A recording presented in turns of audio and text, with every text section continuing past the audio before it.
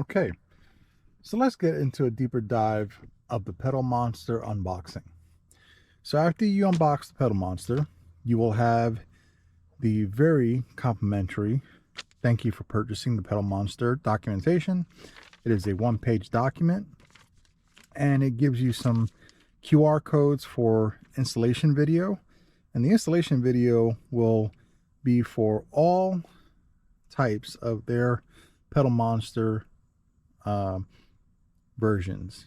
There are different types, so please make sure that you understand this video is for the PedalMonster standalone, meaning this installation will only be for the PedalMonster controller unit and pairing it to the iDash mobile app on my phone.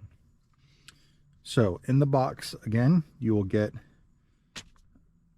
the installation QR codes.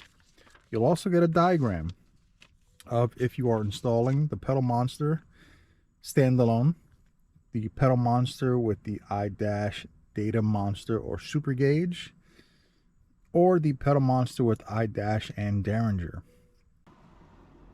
So the differences between the PedalMonster flavors are that the PedalMonster standalone just comes with the PedalMonster controller.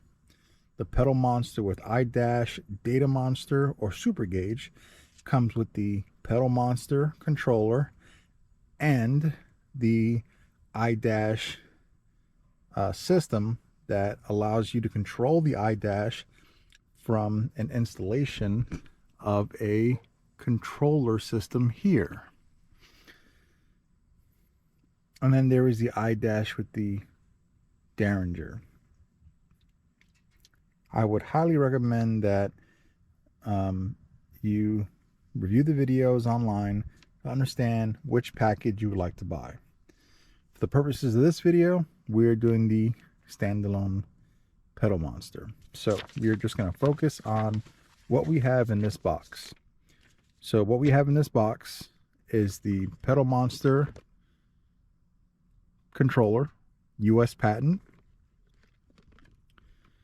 We have the 4 to 6 pin power for the PedalMonster controller.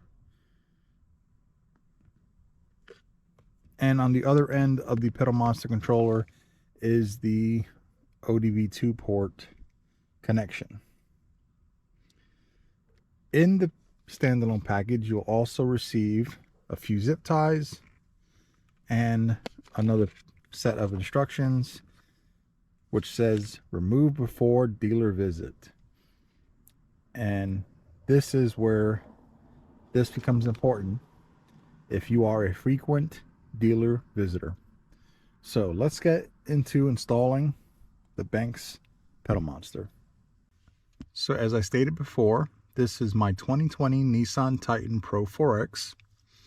This is a 5.6 liter V8 engine, and I'm going to install the PedalMonster on the very first Nissan Titan. I have not seen this done on any other Titan except mine. So I hope you enjoy it. This is your pedal assembly. Okay. On the pedal assembly will be the electronic pedal assembly connector. It's probably a good idea to use a small plastic pry tool. Do not use a metal one. You will have to pull the connector tab towards you. When you pull it towards you, it'll snap. Not snap off, just simply snap. And the throttle connection will simply come off with ease. Put that to the side.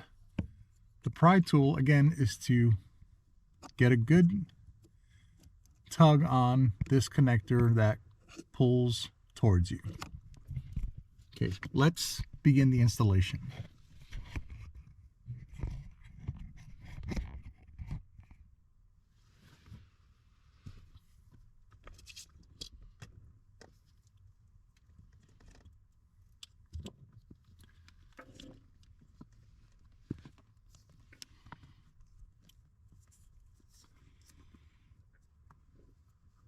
So first thing we are going to do is we are going to plug in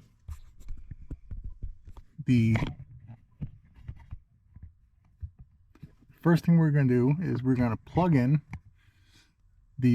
OEM throttle connection to the PedalMonster throttle connection.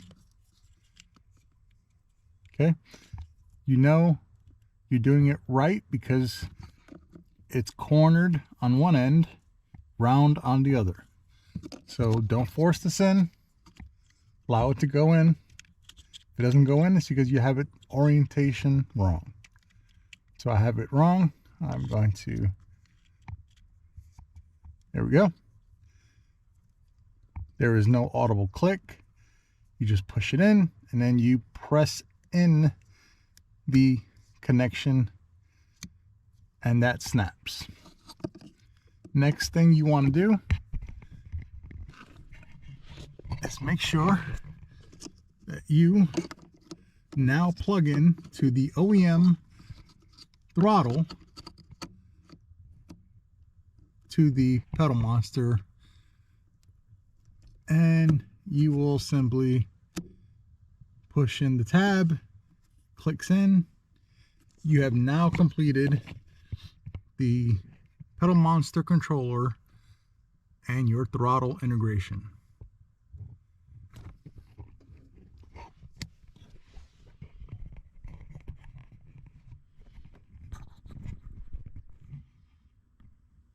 Okay.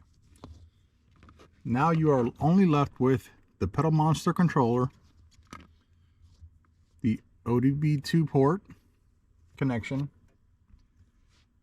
and the 4 to 6 pin power connector.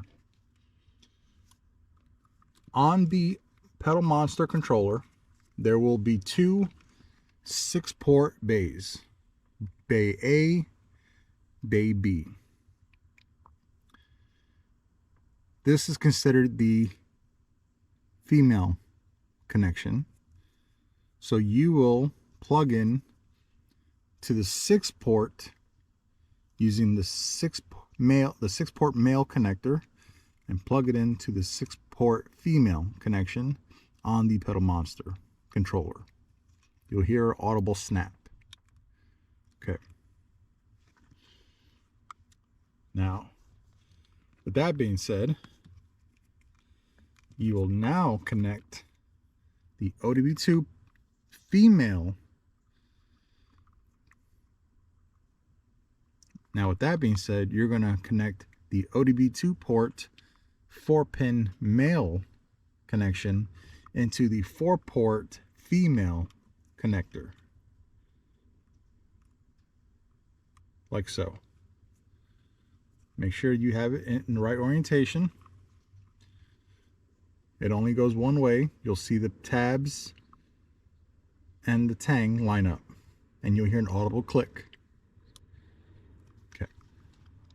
Now, you will plug in to your OBD2 port. It's located underneath your dash. Driver's side dash, that is. You won't force it in. It only goes in one way. One end is flared. The other side is narrow. And you will push up. You will not hear a click, but it'll only go so far. Now your installation is complete. You are done integrating the PedalMonster to the OEM throttle, finishing the connection to your OBD2 port. Has full power now. The car is in off state, so these lights will not turn on just yet. Because I am a frequent dealership visitor, oil changes, tire rotations, differential changes, I'm going to choose to not pretty this up and use the zip ties and mount it. But if you are not a frequent dealer visitor, I would highly recommend that you use the accompanied zip ties and mount the controller using the wings on the side of the controller. And there are various spots underneath the steering wheel on the firewall. There are various spots where you can mount it safely and securely to where it does not get damaged and you do not step on it. For my purposes, which I do not recommend, I am going to just lay it behind the carpet. I know it's there. I'm going to put it behind the emergency brake pedal because my feet normally touch here and this side. So here, there's nothing here, but the PedalMonster controller is right there. So later on, I will zip tie this to the metal part here. With that being said, you have finished your physical installation of the PedalMonster. I congratulate you on your purchase. You are going to love it. In the next episode, we will go into the setup of the PedalMonster mobile app, and we will go for a drive, and you will see the difference between OEM and the PedalMonster. So I thank you once again. Good luck. Happy driving.